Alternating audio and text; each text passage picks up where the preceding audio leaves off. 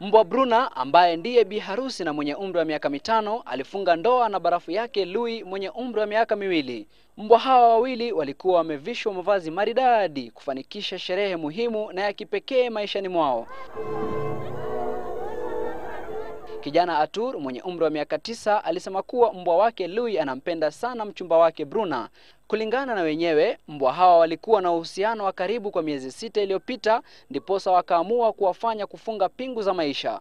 Kama ilivyo ada, bi harusi Bruna alikuwa akipodolewa kwa saa kadhaa katika saluni moja jijini humo kabla ya kufika katika sherehe hii.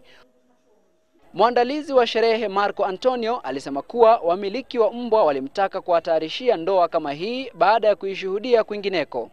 Biashara zinazohusiana na wanyama zimenawiri katika bara hilo la Amerika Kusini kwa muda sasa.